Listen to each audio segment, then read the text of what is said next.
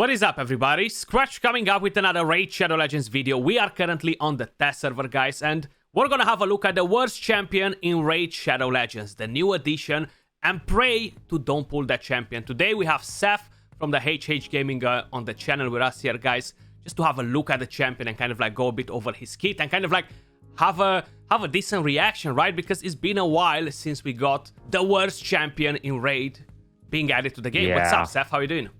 I'm not too bad. How are you? How are you doing? It's pretty good. This is a disappointment. We thought it was going to be good on paper, but actually, it's like they finally managed to make Jingwon relevant to some extent, and then they outdid themselves with another Jingwon, right? That's what we've got here. Absolutely. I mean, the meme with Jingwon is definitely gone because we got a new fish in town. Fortus, guys. For whoever was curious, what are we talking about? Is the new Void Legendary champion, and honestly, pray to never pull this champion. Just think about it. A Void Shard costs you $2.50, right? That's the price of a Void Shard. The Mercy system is 200 shards, and I feel like every player in the game will experience the Mercy system every now and then. Like, I experience it pretty much very freaking often, you know? So you're a Kraken, that's why. Yeah, but still to experience the That's your Mercy wife system... buff. Right, Yeah. you get a wife buff there, so she kind of gets That might be you, the reason. That might be yeah. the reason. But you're gonna get to experience it. And anyway, to pull this champion out of your Mercy system, or just to pull this champion as a Void Legendary, just feels awful. Like, it will instantly make you be like, I never want to spend in this game ever again. Uninstall, buy. I don't know why. I know they're trying to dilute the pool a bit, but champions like this should really not be worthy of the title Void Legendary, because they're honestly pretty rubbish. He does look pretty cool, right? So his base stats He looks awesome. Base stats are pretty decent. I'm actually gonna try to move my big head out of the way there. He looks awesome, kind of like Davy Jones. That's what we were talking before. Now the whole idea is his kit, right? So his A1 sounds decent. He has a chance to place the fear. The attack will always be critical if the target is under a fear or true fear debuff. He's a defense-based champion as well, guys. So I kind of forgot to mention that. The A2 AoE attack, fully booked, has a 100% chance of placing true fear for one turn. The debuff cannot be resisted by targets under fear. So you need to bring in another fear champion if you want this to be guaranteed. So it's not gonna get resisted on specific champions. Then they buffed Baron, right? They buffed Baron and they kind of like made Fortus. This is a secret skill on the champion. I'm not sure why, because they've seen that never worked in the game, you know. So it's a I bit... know. It's like we finally take, what is it, 2.5 years to fix the main problem with Baron, and then we're like, I know, let's do it again. I'm like, no. And wait, it feels like whenever they're doing a good thing for a Void champion, either they're bringing in a new Void Legendary, which is good, they're bringing in 2 or 3 bad ones just to kind of like compensate for it, to dilute the pool even more, you know. We got Acrisia, the change on Baron, bang. Then we got Fortus, we got Raka, and a couple of other Void champions, you know. Yeah. So, they did that, didn't they? They went Jingwon, and we also had like the fusion for Vlad that a lot of people felt was diluting it, which I actually don't think he's as bad as everyone kind of made out it to be, but I could understand how they were like, oh, well, it's not really a Void Legendary, and that's just diluting the Void Legendary pool. So they do kind of do, as you say, it used to be one average, 2 really good ones. Now it's like one absolutely atrocious champion that immediately should just go back into development, followed by 2 absolutely insane champions, because let's face it, Acrisia is probably the best Void PvE nuker in the game now by a mile. So I got her this weekend. She's amazing, honestly. I love her. Yeah. I went for the times 10 and I got a Raglan. On a Mercy. There you go. What was moment. it? Was that a $500 Raglan, right? That's the idea. When you end up in pulling a Fortus, it's just like so disappointing. But we're gonna go over his kit, guys. We're gonna kind of like explain what's wrong with the champion. And I already forwarded a bit of a feedback to Plarium, saying that the champion definitely doesn't work as intended. It just doesn't bring anything decent to the game, and a lot of you guys might think he's gonna nuke super hard, he's gonna do crazy things. Unfortunately, he doesn't. So we're gonna go over all his kits so you guys can actually have a look. Basically, this skill ignores 30% of the target's defense against targets under fear or true fear. Then we add a Savage set on top of it. That's already 55% ignore defense, right? And then this attack is always critical against targets under fear or true fear. If you're bringing in a Mashal, for example, land the True Fear on everybody. This is going to be critical. You could potentially build this champion with 300 plus crit damage and don't give him crit rate, but that's not going to benefit his A1 and A2. Kind of like the same situation with Ethos. You want to have crit rate on him to make him viable all around, right? And then we have the damage of this skill increases by 10 every time a Fear or True Fear debuff is placed on an enemy. Now, it doesn't really work as it translates. Basically, if I would put Fear or True Fear on 5 enemies, 50% increased damage, right? That's kind of like... Oh, no. That's what it works. That's what it should be, right? Because that's what it says right there.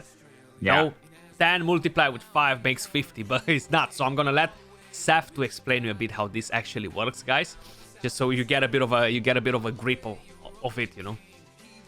Yeah, so in most damage multiplier senses, you normally get, I do damage with this thing, and then I will increase that damage by the percentage we have. So if we've got, I think one of the rays do it, like Halberdier has this thing where he increases all critical damage by 50%. So if you critically hit, it just times the final damage by 1.5. That's not quite how this one works. What this one does is it has a random counter, for a better word, that it keeps track of how many fears you've placed in a round, not a battle, in a round. So that's per wave. It resets every wave, and then it will just use that to create a multiplier. And so instead of having a skill multiplier then multiplied by the number of fears, it instead will multiply the multiplier itself by a negative value. So if you imagine it's a 3.5 times defense multiplier, instead of it being 3.5 times defense times 1.4, it becomes a 0.1 times the counter times 3.5. So if you put 5 fears out on an enemy, you're not getting 3.5 times defense, you're instead getting 1.4. And in order for you to break even in what you would consider the actual multiplier, which should be 3.5, you need to have placed 10 fears. And that is not going to happen in an arena setting. And it's very unlikely that you're going to be able to do that in a single round. And if you are, you're probably looking at, is there a better champion to do it anyway? So that's how it's kind of different. It should really be a separate multiplier effect, but they've built it into the actual skill. So in essence, you're kind of nerfing your damage by having fear, because it's not multiplying it until you actually get to 10 fears. Yeah, and the whole idea is that you need to have Fear or True Fear to unlock the secret skill, because it's a 40% chance to unlock it when one of these debuffs is placed. And how you mentioned, for Arena, it's pretty pointless.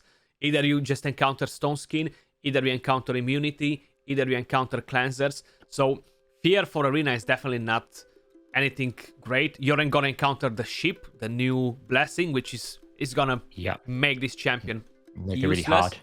It's kind of like looking, okay, it might be designed for PV, right? We're going to take this champion against waves, Doom Tower waves, bosses.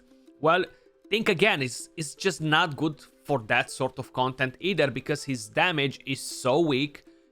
It's just not working, and he is designed to count on a different Fear champion, right? To get the most out of his kit. Yes. And if you're doing that and you're relying on him as the DPS, it's bad because he's not bringing enough damage. So we're going to test that in just a second.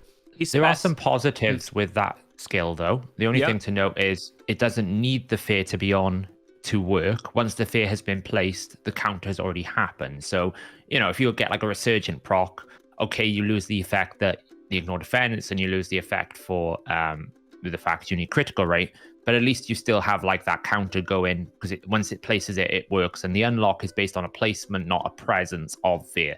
So that does at least give you some freedom in the arena, in the sense that as long as I place it once, then that's great. But you're still dealing with, as you say, polymorph that could stop you from placing the fear. You're still dealing with immunity. You're still dealing with stone skin. You're still dealing with all these other issues. You know, you've got even champions like Riho will just stop it from happening. And it's just not flexible enough. And I know when we talk about the passive now, the passive kind of has a big impact in the arena in terms of what it's meant to do because of that active effect. Yeah. You know, the passive effect of this is quite great in the sense that you get a 15% chance of having of proccing the fear effect. So instead of it being 50%, it should be 65%, unless they've done some silly thing where they multiply it by 1.15 instead of actually just adding it. It could be, if it's multiplicative, it'll be even worse. But assuming that it's additive, which you would expect it to be, at least you get more chance to proc the fear, which is nice. the way I understand this passive, and I was really struggling to kind of figure out how you would use it, because you pay a lot to get it to work. And I think the idea this was built for is go second in arena, but it just doesn't really work. Yeah, that's the whole idea, because it's very similar with what Elegias has, prevents his death, right? But then it's gonna put this champion's HP to max. It's gonna deplete his turn meter, so basically it's not gonna allow him to take his turn because of it. And then he's gonna sleep the champion too. Most probably an enemy is gonna awaken him, or might get sent back to death instantly. But we'll have the 80% chance of placing the fear, you know? I feel like this, if this fear was, it cannot be resisted, and through fear, instead, then we're talking. Then we're talking about it, because this would have been a very good stalling champion for your defense. Even though he wouldn't smack very hard, he could be there just to be annoying, you know? But like this is just not fitting anywhere. Like, they're trying to design champions for very long arena fights, which are just not happening, you know? Like, no matter what they're trying to do, we find different ways on stopping them from being too long. They are getting longer and longer slowly, but nowhere near the place where this champion would come and fit in. Absolutely. You know, like, that's the problem. He has a good what aura. You could do, what they should do with this is make it so that when he's hit, he stays alive, like Elegias. That's great. He then removes all buffs and all debuffs from all champions, allies and enemies. So basically full team, full everything cleanses. Then he has a 100% chance of placing a fear. Then he puts Saph to sleep. So what you have then is a viable go second. The cleansing on the enemies requires accuracy, but the fear would be, no, as you said, no accuracy needed, for better words. So if they have stone skin and it doesn't strip stone skin, then obviously they can't get feared. But if they have someone in, say, immunity as a nuker, then you could use that as a counter. And then you actually have a viable kind of like go second option here, which will tickle the enemy in terms of damage, but at least you actually force, a bit like Hegemon forces you to run some sort of immunity or some sort of ability. You have a champion that you can use of a Void Legendary tier in the arena. But because it's not even 100%, the arena relies on accuracy, efficiency, and regularity for that sense. If you're going to do something, you want to make sure you can do it regular in a good enough consistency that isn't going to be based on more RNG, because there's already so much RNG. If you're introducing a 20% chance it doesn't even work, it's immediately, for a lot of arena players, and I would imagine you would agree with this, bin, because it's just not worth introducing that much more RNG when you've already got all the other factors in place. Yeah, like this champion is not going to be an arena champion just by looking at it. It's not going to be a wave killer. It's not going to be a Doom Tower champion.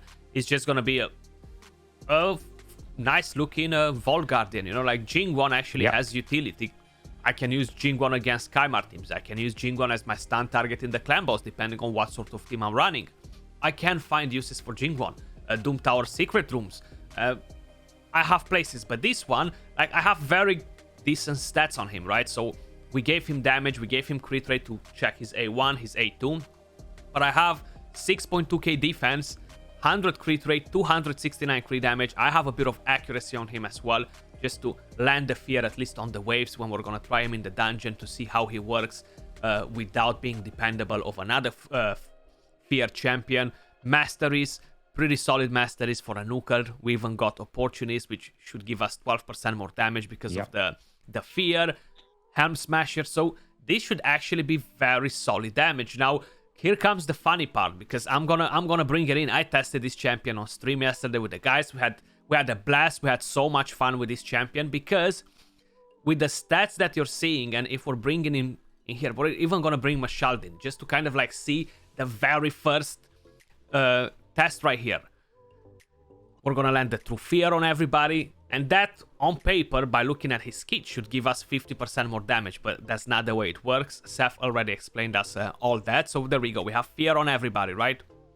This looks pretty good. Defense down weaken, we have defense up on the champion. This should be a crazy smack. We unlock the secret skill, which ignores 30% of the target's defense as well, so this should be crazy damage. Well, check this out. That's what I'm bringing all my nukers, guys, right? So we hit 98k around there, which is so it's so disappointing, right? To get a Void Legendary and bring him here. Now, the funniest part is the following. So he is on a Savage. Savage gives you a lot of damage. Well, we're bringing my Kale, which is actually on a stun set with 3.6k attack, 270 crit damage. So one more crit damage than him, but basically almost half of his damage, which was defense, but now his attack is we're kind of like changing it a bit. But Kale is a rare champion. Everybody gets this champion for free, and then you're bringing him on a stun set, not even on a Savage, which will give you a massive damage. And increase, he doesn't right? have ignore defense, so it's actually a lot more than just a Savage. You know, it's 55% less ignore defense comparatively to what we just tested there, right? And also, I think his multiplier is about 4.65 attack off the top of my head, just as reference. It's not even like a crazy high multiplier. It's about 1200 base attack. And we hit for 86, 87. He hit, the other champion hit for like 10k more than our Kale. Kale is not on Savage. If I would put Kale on Savage, I would be scared to use him here because he will one-shot the waves if I would give him the same amount of attack. So having a new Void Legendary added to the game at this caliber is just ridiculous. And he does become the worst Legendary champion in the game, at least as Void Affinity, you know. And I'm definitely gonna say a prayer to never pull this champion, ever. I don't want him. If you pull this champion, you quickly put it in your vault and forget it ever existed. Not even in the main vault. In the reserve vault, in the bathhouse. That's what they call it. Put it in the bathhouse. Forget you ever had it. It was a myth. It never happened. And that's his A2, 147k. The A2 actually seems to hit better than the other skill, funny enough. Yeah. It's because it's got a standard multiplier. It's a standard, you know, the A2 is a very straightforward ability. It's just got a flat multiplier of 3.5. Nothing crazy, but it's at least like a standard. And I think the idea of the kit is really meant to be like a long fight where he's A1ing into A2, because that's where it's like the only place I can actually imagine where you're going to have graded fear to true fear. Because most of the time you're just going to bring a more accessible fear champion or a champion that can just provide a true fear. There's not many champions that actually do fear in itself. And if they are, they're probably not being used an awful amount. You know, Asheled is the #1 fear champion that everyone thinks of, but not necessarily because of his fear, but because of his speed boosting capabilities. But yeah, I can see this is one of those champions we thought this sounds really powered on paper, and then we never really tested it properly before we put it into the test server or put it live, and now you've got basically a giant squid of a champion that doesn't do anything. Yeah, that's the thing. Like, I'm really hoping that they will kind of like realize that he's bad. Like, I already gave them feedback. I hope they're gonna change the way his A3 works, and even then, even if he will do a bit of more damage, he's still very underwhelming for a Void Legendary, and he's kind of like fitting in the place where, okay, he's definitely not a great champion. People won't be happy to get him. Yeah. But they could potentially squeeze a bit of damage. They could potentially use him more for PvE, if not for PvP. You know, maybe 20 years from now, something is gonna change in the game, and we're gonna be able to kind of like do different things in the game, you know. So that's gonna be a bit better.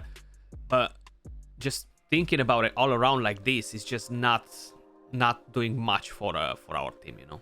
Okay. The main problem as well is it's fear.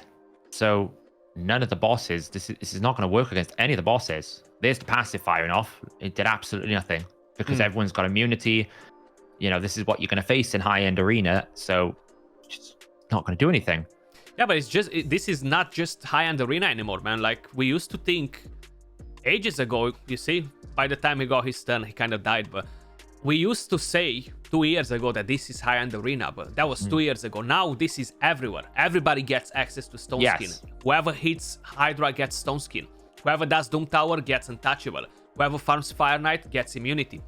So this is on everybody's account. It just depends if most of the people are bothering to put the gear on their arena champions or no. That's kind of like how it goes nowadays. So you're going to encounter this pretty much everywhere, all around. And these champions, they really become irrelevant when we are actually planning to use them in arena, you know. So we're gonna attack Chofli here again, because the other day we attacked him with the other team. I think he didn't have Stone Skin, so there we go. I didn't brought in defense down, which, okay, let's just say is my mistake right here. I haven't brought in defense down to wreck the entire team, but we should be able to kind of like crack some sort of decent damage with this skill, you know. Like, we managed to one-shot the Duchess, pretty good. Not bad. Yeah, not but too... it's not It's not bad, but it's not crazy, and that's kind of what you need really for a Void Legendary. We're talking Constantine kind of levels where if you kill something, it stays dead, and it hits really hard on the A2. Yeah, he doesn't hit hard enough. Like comparing him with Solus, even comparing him with what's his name, Ignatius, right? He has lower multipliers than Ignatius, so thinking all around it for a new Void Nuker, because that's kind of like meant. You can see it clearly on his kit, Yeah.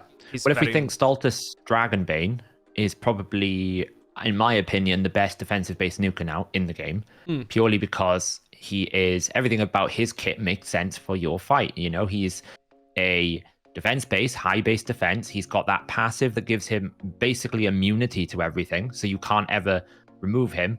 He increases damage just based on the volume of debuffs out there, but it's bonus damage, so it's multiplying the outcome by 5%, not reducing the multiplier. And he's got 2 AoEs. He places his own increased defense.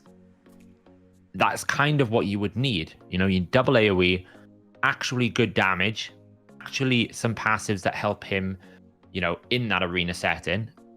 He, for me, would be the best as an example of a defensive-based nuker. And the new Void Legendary basically is nowhere near this quality. This guy can set himself up. With that other guy, you need a fair champion and an increased defense champion, and that's before you even get into the problems of probably requiring decreased defense and requiring some of those other things to basically just get him up to the numbers that Stultus can put out, and he's not even a Void Legendary.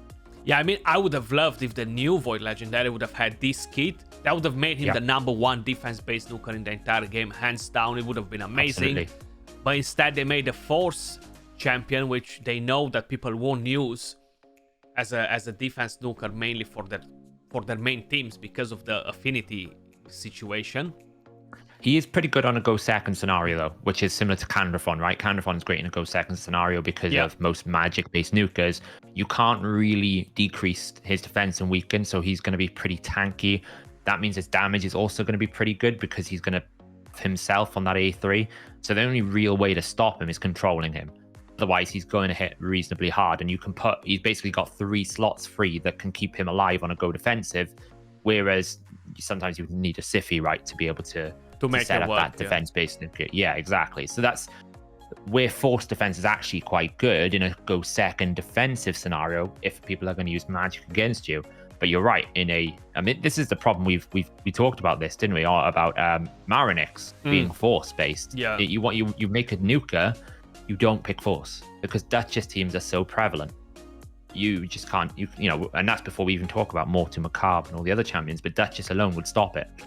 Yeah, that's the thing. Like a lot of people are, this is more of a early game, mid game arena champion, which is, you can say I just started the game, I'm gonna fuse the champion if I have the opportunity because I don't have enough champions. It's gonna be pretty good for my faction wars team. It will help me on bronze and silver arena to kill all those Kaels and other magic champions that they are being used in defense. But once you're scaling up to gold arena, where if you go in and you check, you're gonna find a lot of spirit champions. It's not only talking about Duchess anymore. How you said, Mashald, we have Cupidus, we have Mortu Macabre, we have so many different champions, Ragash, tons of different champions being used, and especially even for 3v3 arena, there you have even more spirit champions being used, like Helicat, different tanks, you have Kyoku, so many different options, and that kind of like makes them not as relevant for arena, unfortunately. We don't really have any crazy support magic champions that can bring the team back. Like, we have Kaimar, but he's not gonna stop him from winning. If Kaimar is left alone alive, what can he do to my team? Basically like nothing. Absolutely. Exactly. And the Duchess, like people forget, is not just the passive, it's the veil buff as well, so it's like a lot of damage reduction. So if the Duchess doesn't die, she revives, everyone else gets veiled, and then you're just in a spot of bother. The other thing I would say as well about Maranix being an early game is it's legendary books. So is she going to give you more than a Kael? You can use Kael to get to gold arena pretty comfortably.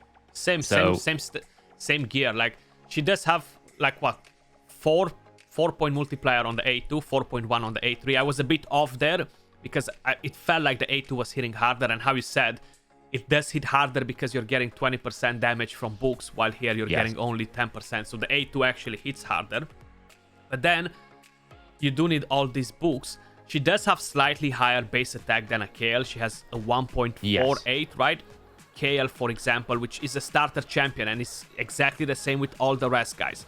They have 1,200, okay? So that's 200 less attack.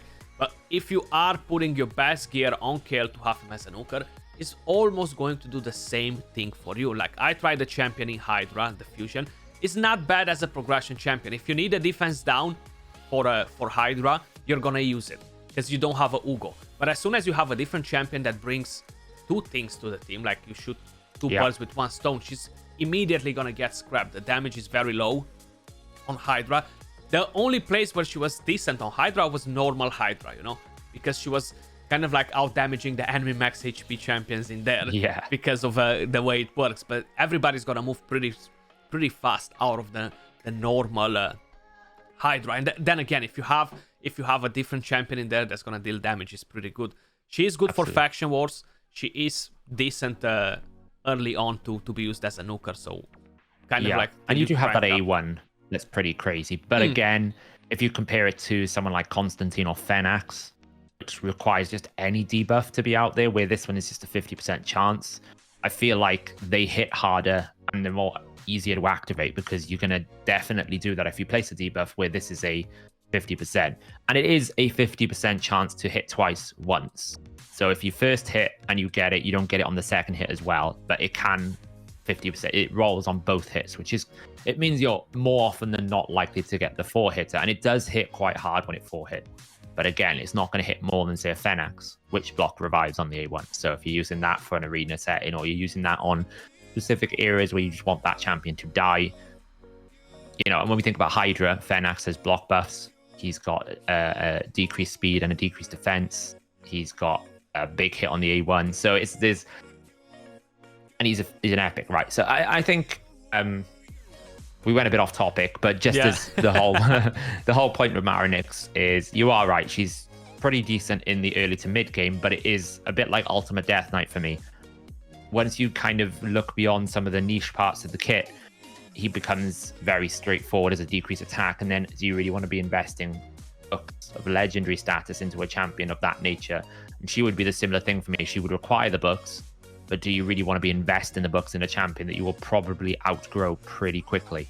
Yeah, like, you're gonna outgrow her very, very, very fast. That's the reason why I said I'm pretty sure it's a skip for me. Like, I don't really want to open the shards. I don't want to open my wallet to get this champion. She does look amazing, right? But I feel like I have zero value even for faction wars. Like, she has nothing to do Dark Elves, on my account. The thing with Dark Elves is you get Lydia, you get Mithrala, you get Cold Hearts. It makes the faction wars for Dark Elves easier than pretty much any faction out there. It's a bit like High Elves. Once you get your Arbiter, High Elves is a walk in the park. With Dark Elves, you get Sylar, you've got Luas. You know, there are so many champions on an epic scale that makes faction wars for Dark Elves really simple. She doesn't even like go crazy in that area for me. But yeah, it's a shame. But I think they're probably trying to just grind out our resources ahead of the Halloween fusion, which looks like it's gonna happen. Yeah, most probably, because this is ending like almost 2 weeks before Halloween. My opinion, this champion is gonna be the best as a faction guardian. You know what? Because you're gonna pull this champion again from your shards at some point. So of course she's gonna help you with your faction guardians. Honestly, I feel like the best place for the champion is here if you are lacking. So the main reason why I would recommend people to do the fusions and try to don't skip them is because of the faction guardians increasing your stats, you know. So you gotta take everything in consideration. What if the champion is gonna benefit you at all or no? But all around, depends on the schedule as well, right? If the schedule is reasonable and it doesn't require us too much, the good thing about this is also traditional fusion. So there's a possibility that you decide you want to pull on a weekend because it's ×2 or whatever, and you end up pulling a lot of the rares and you save yourself a lot of events. And you could even pull an epic that saves you a bunch of food farming. So there is also that possibility that you can kind of get a lot of the events pushed to a side and it's not a difficult event. Whereas the fusion for the fragments, you kind of need to do the events. You can't really get them any other way. Yeah, that's kind of like the way. If you manage to pull some because you're opening, we're going to have 10x this weekend, 2x Ancients next weekend. So they're going to be in the schedule with it. You might get lucky, pull 2 of the epics, or pull the rares, then it's going to be much easier to make it. So yeah, why not do it? But all around, it's not going to be a game-changing champion. I am having higher hopes for the Halloween fusion. Last year was Vlad, right? It was pretty They're always pretty good. So, well, I say that I still think Vlad was actually quite a good champion. There are not many champions that could do a 50% turn meter drop on a regular 3-turn cooldown. So I don't think he was as terrible. I think it. Then I could be biased towards the fact that I use Constantine quite a lot, and the two of them together make quite a powerful pairing. But if you look back before, we've also had Madame Cerise on fusion. On I think was a legendary. We had Jack actually that year. So Jack was one, and Brackus was another. So we had Jack. The next year we had Elegaius, we had Vlad, and whatever we're gonna have this year. Yeah. So, but they're normally quite fun events around Halloween as well. I think Ceres was given away in like on the side of a champion chase or champion training. I seem to think. So then we'll probably likely see some sort of cool events to get access to some of these older Halloween champions as well. Yeah, and some of them are actually still really relevant. Jack, for example, in Arena is probably quite a relevant champion in a bolster setting because he's HP based. Jack is solid. Passive. I like him.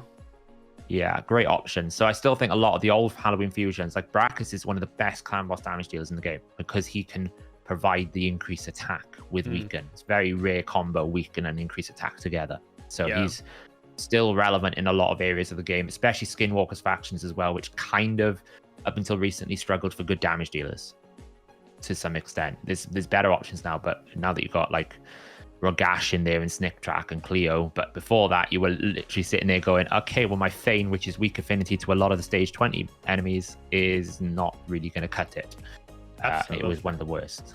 So yes. Yeah, I really hope it's gonna be a decent fusion this time around. Looking forward to it. Try to save resources as well, guys. I've already told you that in a previous video. Try to be vigilant with your resources. Don't just break them.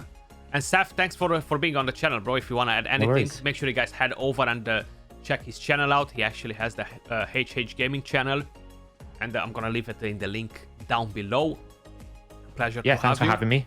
Yeah, I'll be doing a sort of a patch notes breakdown probably this week on all of the different multipliers and sort of doing a comparison of where they sit amongst other champions. If you want and that sort of a math nerd session, come check out that video when I release it this week. Absolutely. Appreciate all of you guys watching, and we'll catch you all soon in the next one. Peace.